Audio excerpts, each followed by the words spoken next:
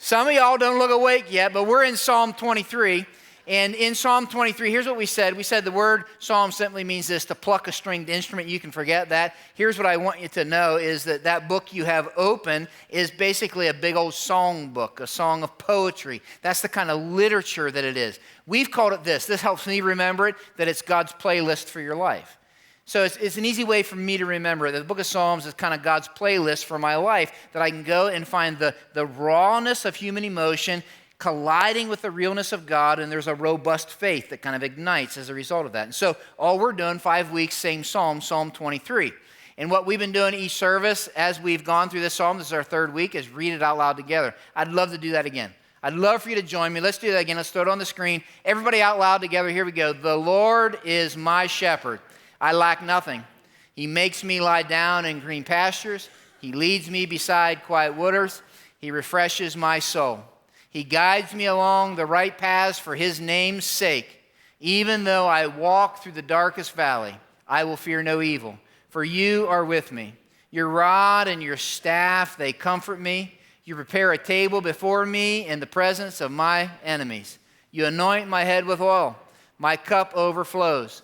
Surely your goodness and love will follow me all the days of my life, and I will dwell in the house of the Lord forever. Very, very, very familiar psalm. Some of you have it memorized. Some of you grew up in Sunday school, and you're like, man, that's the psalm we did. Some of you are like, man, that is the part of the Bible that is on a plaque in my grandma's house, or whatever it might be. It is such a familiar psalm, probably the most familiar psalm in the whole book of Psalms, which is why I've said every week that it is so familiar that it's dangerous. There are a lot of people who know it, can recite it, go to it for comfort, love reading it on a plaque, love reading it when people are going through hard times, and yet we can become so familiar with it that we never plumb the depths of it, to understand the profound power in it. And it's dangerous because it gets distorted. Of all the Psalms, I think this one gets distorted. You're saying, what do you mean by that? This psalm gets distorted because it gets misapplied and misappropriated. Here's what I mean. All kinds of people everywhere, and maybe you're one, think this psalm is for everybody in any situation, in every circumstance, and it's not. And it's not. And it's like that left some of us a little unsettled when I first said it, and that's okay. But we said you can't really understand Psalm 23, and I would even say experience it unless you realize certain things.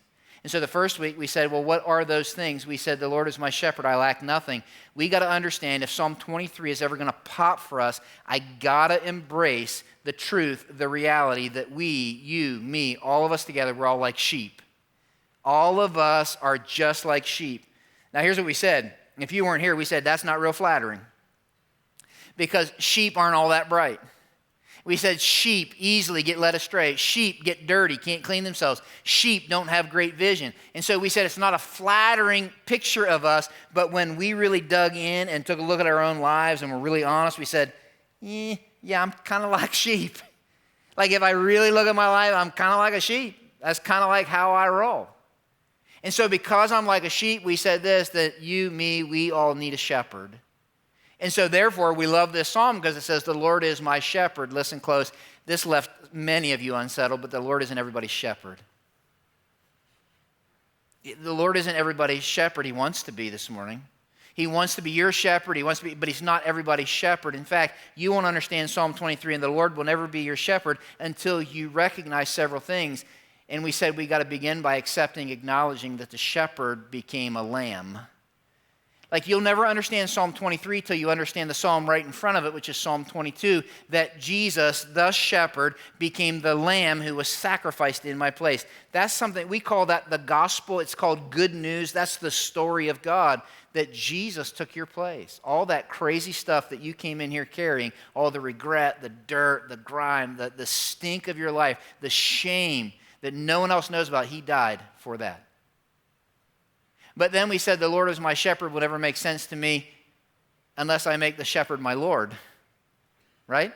And we said what Jesus wants more than anything is when I acknowledge that he's the Savior, he wants to be the Lord of my life. He wants control. He wants control of my life. And we said, well, that sounds kind of weird. That sounds militant until I realized the shepherd knows me more than I know myself, loves me more than I can imagine, knows what I don't know, sees what I can't see. And he says, why wouldn't you trust me? Why wouldn't you trust me with your life? And then I can count on him to satisfy me. That it's from him I get my identity, my security.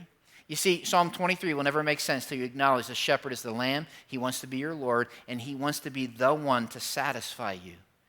And then when I realize that and embrace that, say yes to Jesus, here's what it says. It says, he makes me lie down in green pastures. He leads me beside the quiet waters. Here's what we said. That shepherd wants my body to be rested. He made me to rest. We talked about this last week.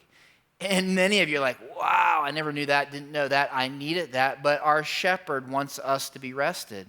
But then he says something interesting. He refreshes, or the word is restores my soul. And we said that's important. Many of you talked to me after last week because we're exhausted in our soul. Because many of us in this room carry baggage.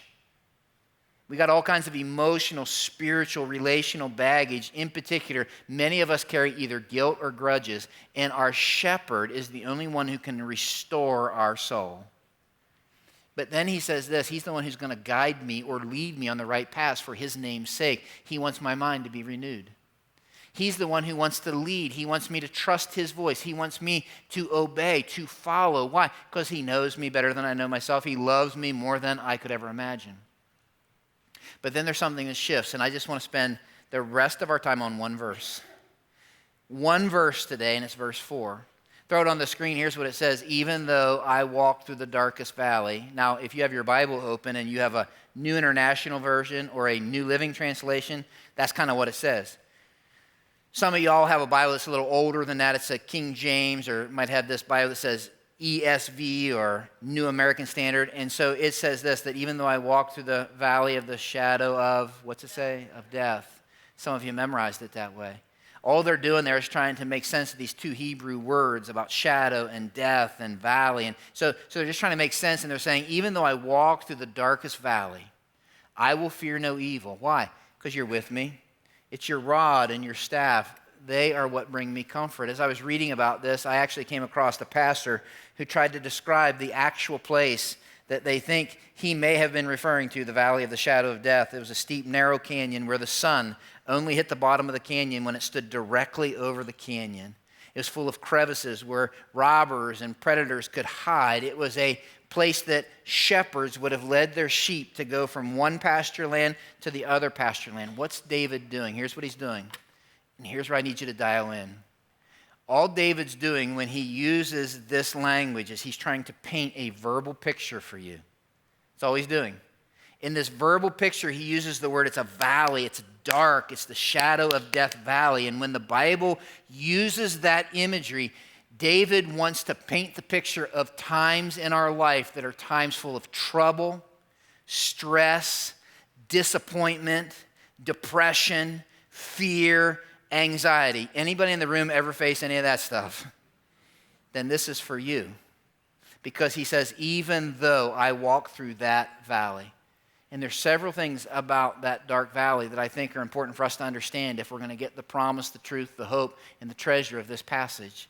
I want you to write these down. I think they'll make sense to you. First is this. You and I, we can expect dark valleys. We can expect dark valleys. Dark valleys are not optional. They're inevitable. Dark valleys are not an elective course. They're required. All of us either have or will face time of trouble, struggle, stress, times that we could somehow define as dark times in our life.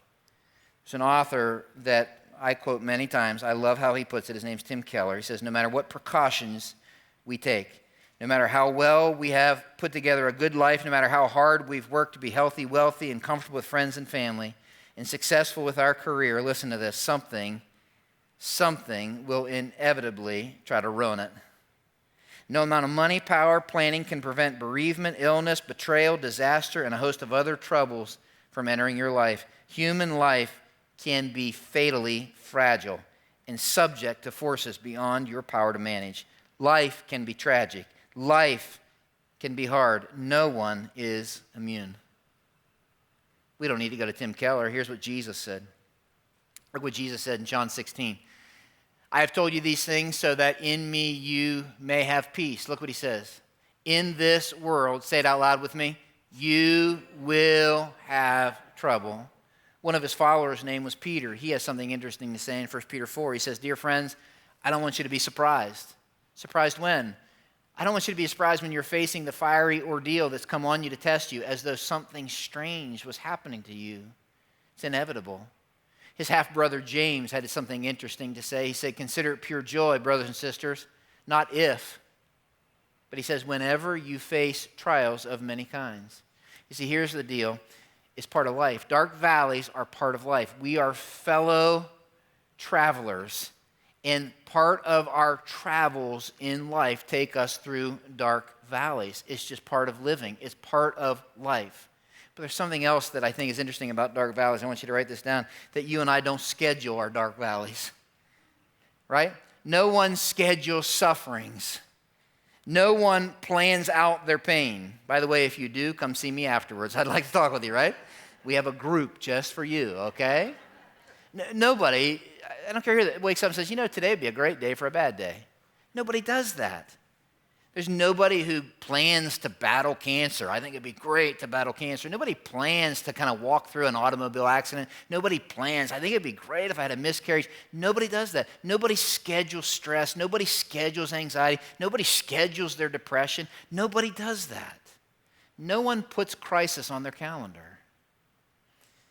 In fact, there's an interesting story in the Bible. Some of you have heard the story about a guy named Job.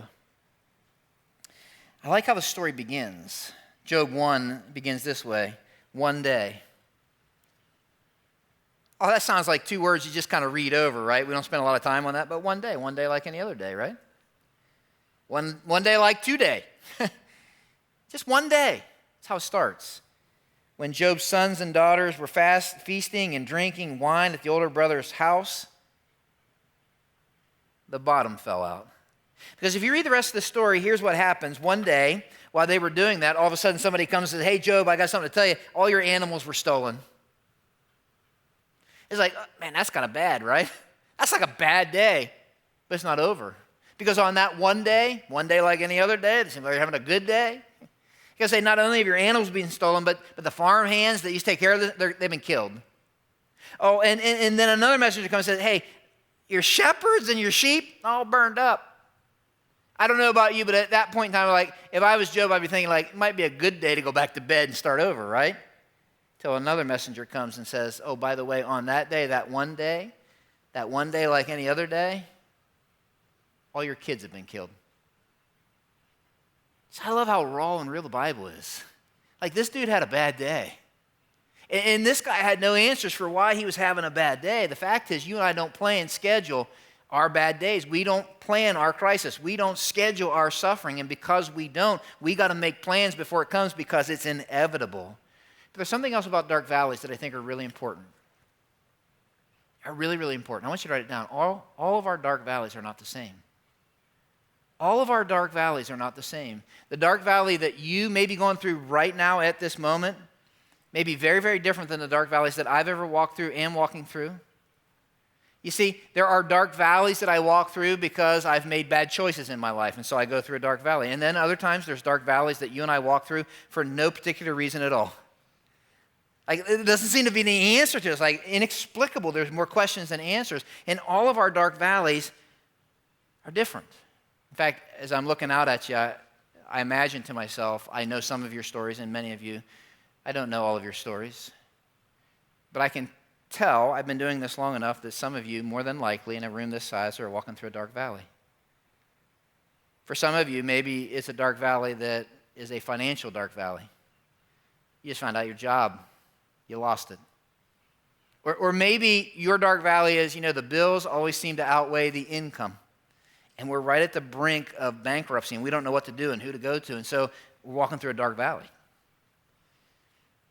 Others of you, man, that's not your dark valley because you're walking through a relational dark valley.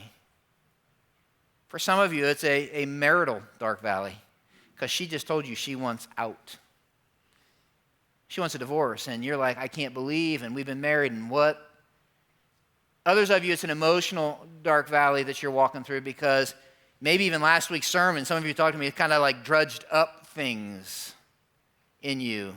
And you find yourself in a dark valley because there's been things that have happened to you, and all of a sudden, I don't know how to process all of this stuff. And some of you, it's a physical dark valley because you went this last week or the week before, and you simply went to the doctor for a checkup, and he said, hey, I got something to tell you. And all of a sudden, you find yourself walking in a dark valley. Some of you, oddly and strangely enough, are walking through a spiritual dark valley. You're like, I'm in church, but the person that I have the most contention with, and I'm the angriest with, just happens to be God. And so you find yourself in a dark valley. All of our dark valleys are not the same. The person next to you, their dark valley is different than the person back here, different than mine. And because, listen close, really dial in now, I really need you to hear what I'm going to say, particularly if I ever meet you in a dark valley I'm walking in. Because the fact is, because all of our valleys are not the same, it tells me two things. The first thing it tells me is this, is there's not just one answer for every dark valley. You need to write that down. You see, the fact that all of our dark valleys are different tells me this, there's no Band-Aid answer to all the dark valleys that we face. There's no one-size-fits-all answer. Dark valleys are different. There's nothing more frustrating than meeting somebody who comes up to you and realizes you're going through a dark valley. They reach in their back pocket for a Band-Aid answer that they share with everybody walking through a dark valley. And you know what I'm saying is true because chances are you've had it happen to you. I've been in the room when somebody's walking through a dark valley and somebody well-meaning comes and they pull out whatever that Band-Aid is and says, well, you must be doing something wrong and God is trying to get your attention. Baloney. Because good people and bad people alike walk through dark valleys. Sometimes my dark valleys are a result of choices that I've made, and sometimes, stay with me because this is tender, some of you are there right now, there is no rational reason that I can get my head around. And there's nothing worse than somebody coming and giving a one-size-fits-all answer to my dark valley that they know very little about, which leads me to the second thing it tells me. There's not just one answer, and comparing our valleys doesn't help that much. It's rarely beneficial. There's nothing more frustrating than for you to share the personal struggle and experience of your dark valley only to have somebody flippantly say, I know exactly how you feel. No, you don't. You might be able to relate somewhat, but this is a very personal, unique valley that I'm walking through.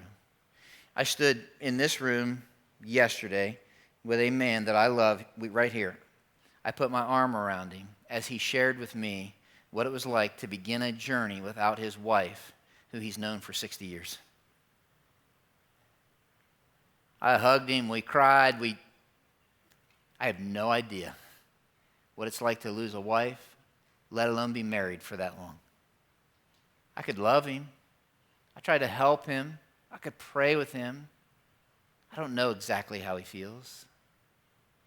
There's nothing worse than somebody coming after you share your personal valley and struggle and them looking at you and say, oh, you think that's bad. Let me tell you about you ever had that happen?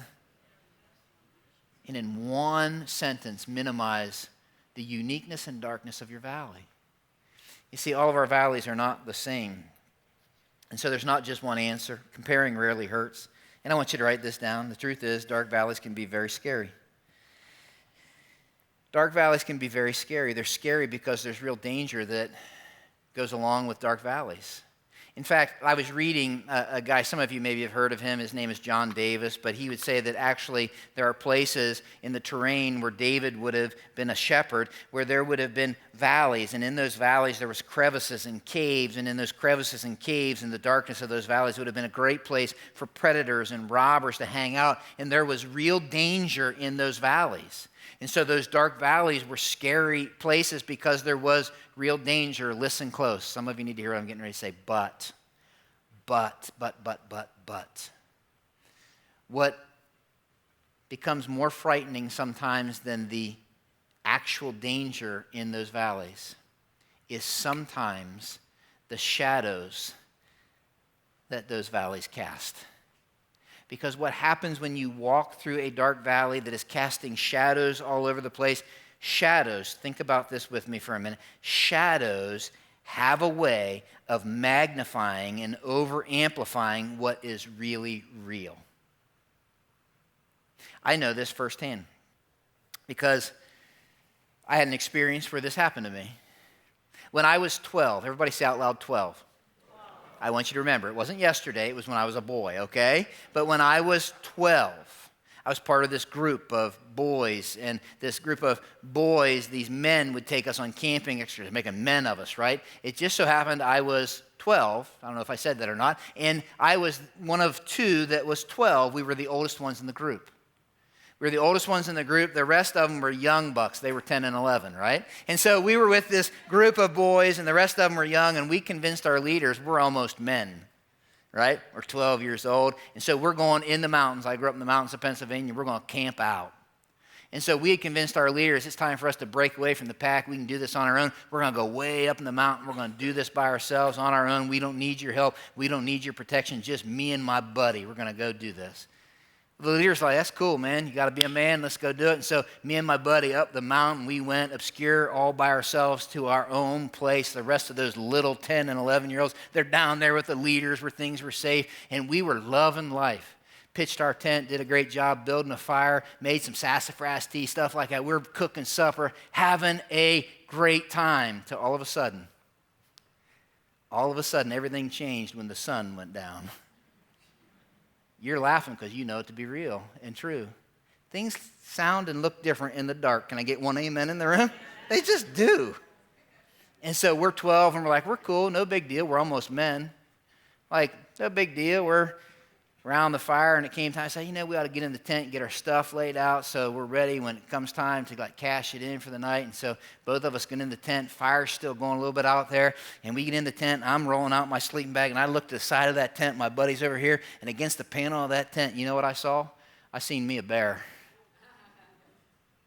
Yeah, it wasn't funny. I'm telling you. I seen a bear, and I looked at I hit him. I was like, yeah, that's a bear. I remember my friend looked at me and he said, oh my goodness, Dan, what do you think we ought to do? I said, I'm not sure, but here's what I'm going to do. Let's run, is what I said. And down the mountain we ran as fast as we could go. I left everything that was mine there, and we found our leaders, the rest of those little punky 10 and 11-year-olds, and we said, guys, there's a bear up there. I'll never forget my leader saying, hey, man, I'm glad you did the right thing, got out of there. Let's go back up and get your stuff so you can come down here. We won't tell anybody. And we took the walk of shame back up to our tent. Got in our tent, and leaders out there waiting for us, and I'm in there rolling my sleeping bag up. And lo and behold, I seen me that bear again. I peeked my head around that tent. I told the leader, I said, that bear is right there. And just so happened that bear happened to be a chipmunk. And you laugh because it's funny when it's a chipmunk, not a bear. But when you're walking through your dark valley, you know what happens? You have a way of magnifying your problems. They seem bigger than life, borrowing trouble, exaggerating your anxiety. You see, dark valleys are scary. They just are scary. Here's what else I know about dark valleys. Dark valleys should be walked through, not lived in. He says, even though I walk through, they're places that we pass through. They're not places we pitch our tent. Dark valleys are not meant for us to pitch our tent in. They're meant for us to pass through them. You see, here's what I know. Dark valleys are temporary. Even if my valley lasts my entire life, compared to eternity on God's timeline, it's a short blip. 2 Corinthians 4, for our light and momentary troubles are achieving for us an eternal glory that far outweighs them all. Which points to another thing, which is going to be hard for some of you to write down, and that's okay. Do it anyways. Some of you aren't going to feel what I'm getting ready to say. That's okay. Write it down anyways, and that's this. Dark valleys have purpose. Dark valleys have purpose. They just do. In Psalm 23, he says he's got this shepherd and sheep kind of imagery going on, and here's what would have happened. Many times, sheep would have eaten off of a pasture land, and they would have sometimes eaten the pasture land bare. And left to their own devices, they would stay there and starve there. And so what the shepherd would have to do is take them from bare pasture through the valley to a place where they could survive and thrive. Tracking? So he'd have to take them through the valley so that they could get to a place where they could eat, because if they were left where they were at, they would starve. It's interesting, isn't it? You see, I've been a pastor for over 20 years. And I can tell you, I know this not simply to be a principle from God's word, but I can tell you from experience that I have sat with tons of people in their dark valley. There are weeks it feels like it's daily. I've sat with people in the dark valley of loss, the grief of someone who's died. I've sat with people navigating the dark valley of suicide, drug overdose, and abuse. I've sat with people in the dark valley of domestic violence. I've sat with people in the dark valley of incarceration. I've sat with families literally as they stood in their front yard and watched their house burn to the ground. I've sat with families as I've had the job to share with a wife and her daughter, by the way, your husband and your dad just died. I've sat with families in the dark valley of financial disaster, bankruptcy. I've sat with them in extreme poverty. I've sat with tons of families in dark valleys. I've even watched my own family walk through dark valley. And I can tell you something. Every last one of us either have or will walk through a dark valley. Now listen close. Our dark valleys will not be the same. Neither will the way we walk through them necessarily be the same. There's something interesting. I need to tell you this. We got to go here. I've been doing this for over 20 years, and I've sat with families who've walked through similar dark valleys, and it's interesting to me how there are some families that it tears them apart, where other families, the dark valleys, are the very glue that holds them together. There are some people who walk through dark valleys and they become so angry at God they isolate, whereas there's other people who they walk through dark valleys and it seems like their appreciation for God only grows. There are some people who walk through a dark valley and it ruins their faith, whereas other people it refines their faith. There are some people it pulls them closer to God, whereas there's other people who it pushes them further away from God. And it begs the question, okay, Dan, then what's the secret? Because I'm going to go through dark valleys. What's the secret to me walking through a dark valley in a way that refines me, pulls me closer to God, doesn't push me away, makes me better, not simply bitter? I think there's 3 things in this little verse. 3 things, and we're done. That when I understand these 3 things, all of a sudden I begin to understand what it's like to navigate these valleys in a way that draws me to the shepherd, not away. Look what it says. He says, even though I walk through the darkest valley, I will fear no evil. Why? For you are with me. Very first thing I think David wants us to know is this. I want you to write this down. Deeper intimacy is experienced in dark valleys. Dark valleys will either push me to intimacy or they will push me to isolation. I'm going to say that again. Your dark valleys will either push you to deeper intimacy with God or they will push you to isolation.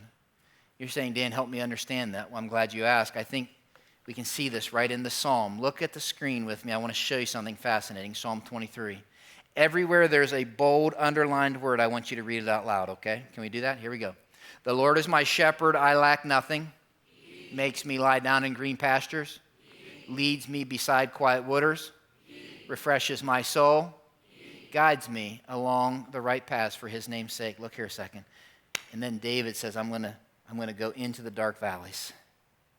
And when you get to this point in Psalm 23, the whole thing changes. You're saying, Dan, what do you mean? Look, everywhere there's bold underline, you read, even though I walk through the darkest valley, I will fear no evil, for you are with me. Rod and staff, they comfort me. Look here a second. I just want to tell you this. When David goes through the dark valley, you ready? He stops simply talking about God, and he starts talking to God. Dark valleys are where deeper intimacy is experienced. It's in the dark valleys that we face where your personal statement of faith begins to be real, where the theology or what you believe about God isn't something you simply declare, but you experience. I'm going to even get more personal. It's in the dark valleys where all the songs that we just sang, which we love Pastor Aiden, he leads us, love the tune, we get, man, I love it. But if you paid attention to the 3 songs he led us in this morning, all of them began to talk about a God who leads us when I don't totally understand, when I've lost courage, when I'm not sure. I trust and believe you'll never let go. And it's in the dark valleys where those songs we sing aren't songs we simply sing, but they become the anthem of our soul. You see, it's in the dark valleys that we experience and cultivate an intimacy, because in that valley, the shepherd is present. It's in the darkness of trauma and horrific, inexplicable crisis where we know there is a shepherd present, and it drives me into, not away from, a God who is wiser than me, knows more than me. It's in the middle of the darkness of my stupidity that I'm driven into the presence of a God who's in that valley with me, and I know he's not against me, he's for me. He's a father. It's in the middle of the dark valley of injustice. I'm driven into the wise chambers of a just God who's in the valley with me, and he's always going to do the right thing. It's in the middle of the darkness of my loss and my grief. I'm driven to the presence of a God who suffered with me. Listen close. And didn't just suffer with me, suffered for me. Here's what that God said in Isaiah 43. He said, when you go through deep waters, I'll be with you. Last week, I shared some things, and to be honest with you, the most surprising feedback that I got from last week, and I've received it over and over again, was this. I had people come to me and say, wow, Dan, I so appreciate you sharing your personal struggle. I had no idea that you struggle. I want to clear that up. The fact of the matter is, I struggle just like you do. I get afraid just like you do. I battle weekly depression like some of you do. There's times when I feel despair. There's things that make me angry. There's injustices that have happened to me that to this day I don't have answers for, no vindication from. I can tell you this, I struggle just like you. My valley's different. The details are different. I'm not trying to compare my valley with yours, but I will tell you this. The valley I shared with you last week that I walked through was about a decade ago. In the middle of that valley, I've shared this with you before, I came one decision away from stepping away from being a pastor altogether. I wanted nothing to do with it. I was disenfranchised, discouraged. I wanted nothing to do with it. It was during that time that I was encouraged to run into, not away from, the presence of my shepherd. If you came into my office, and you're not allowed to do this, but if you did, you would see in one of my desk drawers this little brown book. This little brown book I keep in my desk drawer because if you opened it and read it, and I'm not going to let you, but you would find a pastor who stopped talking about God, and he started talking to God. You would see a pastor who literally cried out with questions that to this day he still doesn't have answers for. You'd see words in here of brokenness, just absolute brokenness. You would find words of anger. I was angry. I was rereading it this morning. I was like, I didn't realize how angry I was. But I can tell you this, that in here you'll find a pastor who stopped talking about God, and he began talking to God. Listen close. Some of you are in a dark valley. I would never choose to go through that again, ever. Some of you have not been through a dark valley, and you're like, I don't know that this applies. Dial in right now. Dark valleys are inevitable. And in the middle of the darkness of your valley, you have a shepherd, and that shepherd begs of you to run into him, not away from him. Some of you know this because you're parents. Some of you maybe don't, but I'll tell you as a parent, I have 3 kids that I love. There have been times and are times when they become very, very angry with me. I know it's hard to imagine, right? I will tell you as a dad, here's what I desire more than anything. That even in their anger, when they're angry at me, what I desire is not that they isolate, run away, and cut themselves off from me, but I would rather them come process that anger in my presence, because it's in my presence with me when we have the chance to process and rehearse and understand that that can refine me. You see, here's the deal. Some of you are angry with God. He's a shepherd that's like, I want you not to isolate, but to run into me right now.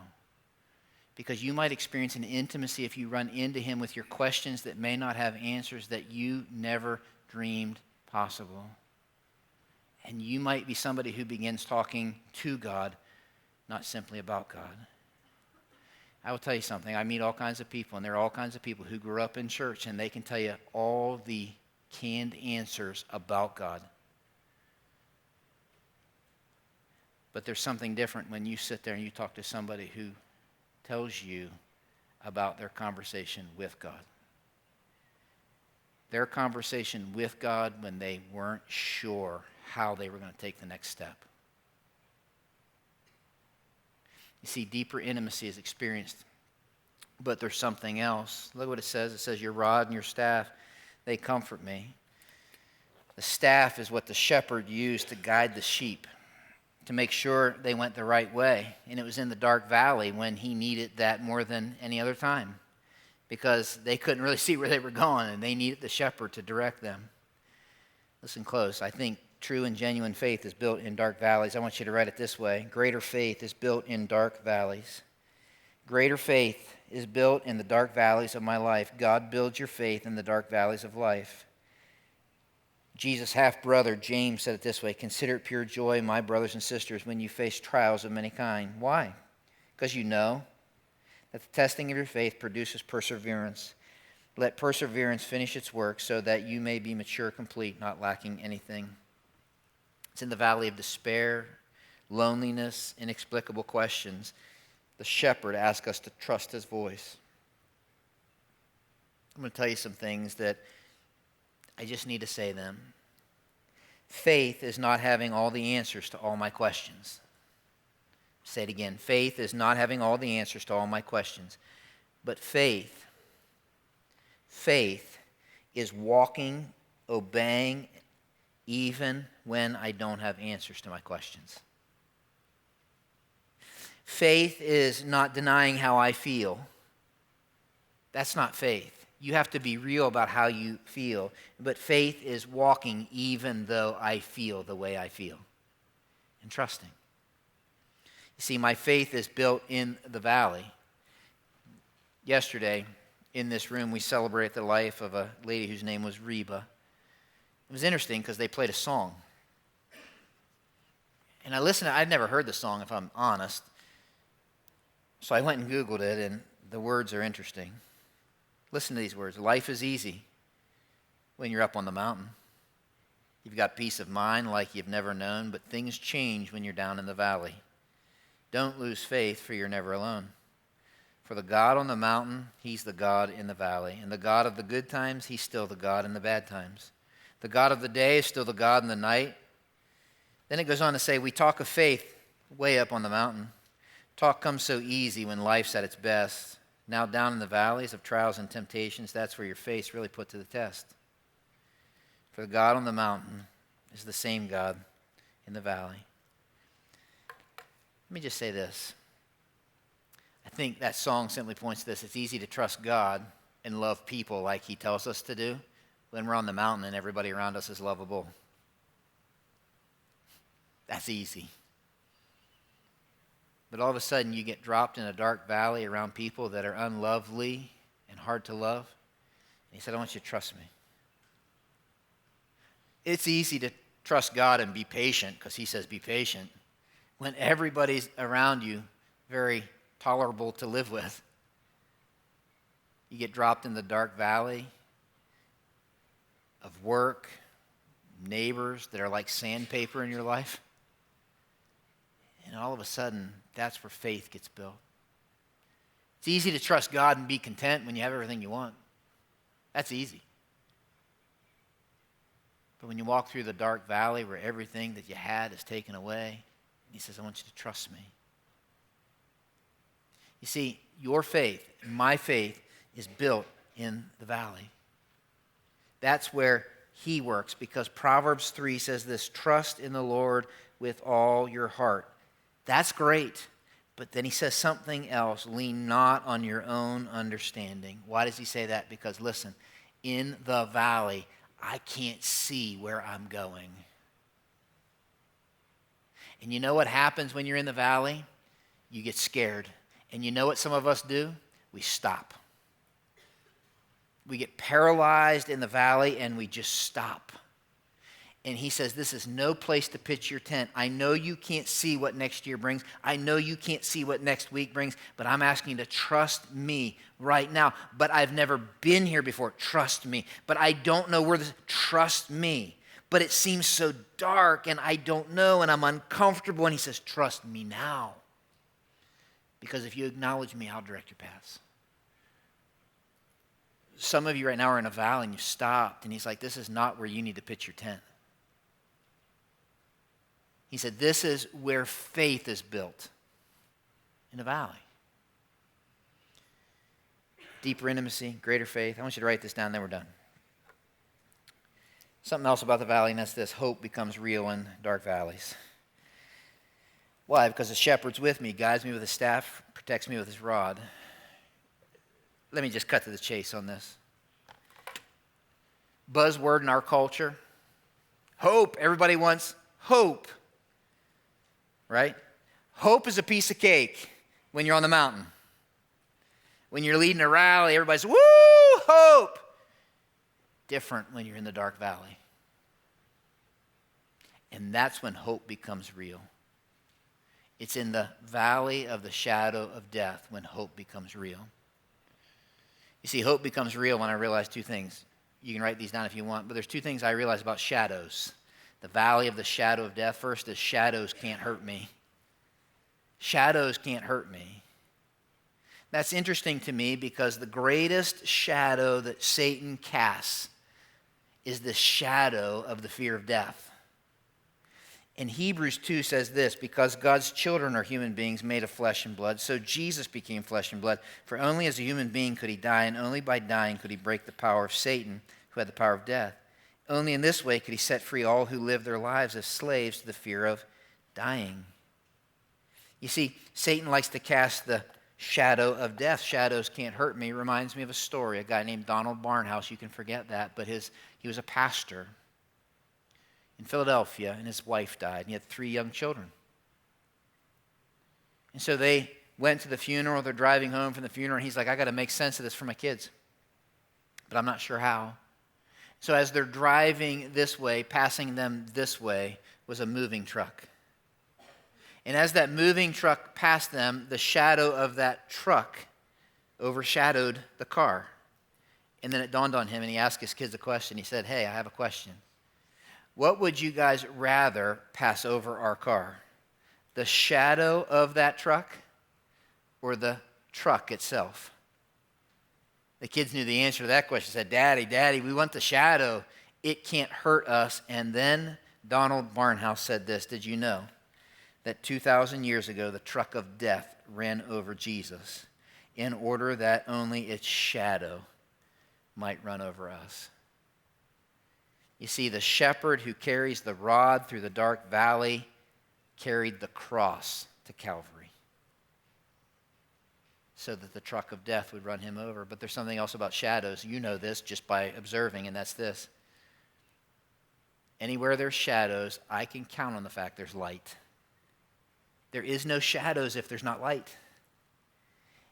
And one of the things the Bible is very plain about is this, is that Jesus is the light that gives life. D.L. Moody said it this way: the valley of the shadow of death holds no darkness for the child of God. There must be light, else there could be no shadow. Jesus is the light. He has overcome death. Even though I walk through the valley of the shadow of death, I will fear no evil. You are with me. Your rod, your staff, they bring comfort to me. I'd love for you to do me a favor this morning. I'd love for nobody, if at all possible, to leave and move around. But I'd love for you to bow your heads. You can close your eyes if you want. I'm going to invite the band to make their way out. You don't have to close your eyes. I just want you to get in a space where you can be free from distraction and think about you and your life. And it could be that you're here this morning and you're like, you know something, Dan? I love Psalm 23, but I don't think the Lord is my shepherd because I've never acknowledged him as the lamb. And if that's you, can I just say that, like, I'm so glad you're here. You might be here and you're like, man, the biggest struggle that I face is I've got all this crap in my life, this dirt, this stink I'm trying to outrun, and I think if I could just do a little better and if I maybe go to church a little more, and I'm here to tell you something, that's not the way it works.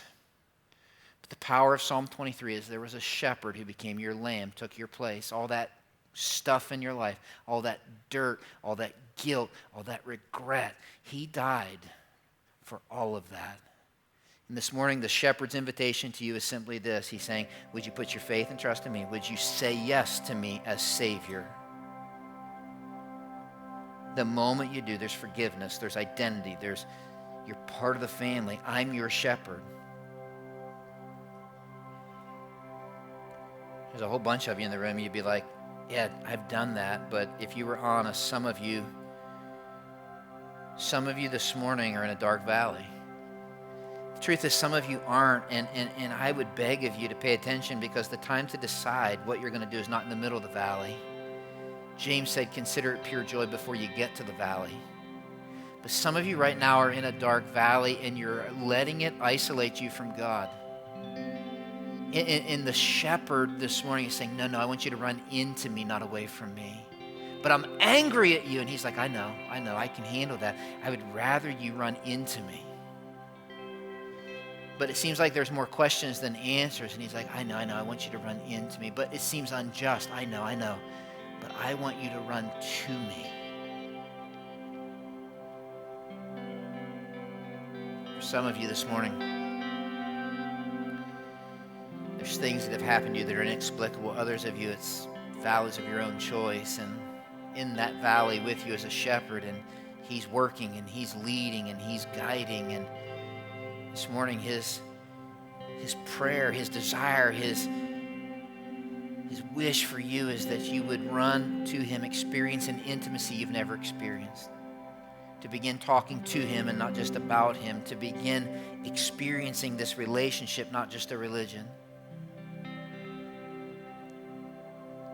Some of you, he's doing his deepest work, and this is not going to make you feel any better, and I already know that, because you need to be real about how you feel. But the truth is, your darkest valley might be your greatest opportunity to help others at some point in time. I don't know when, I don't know how.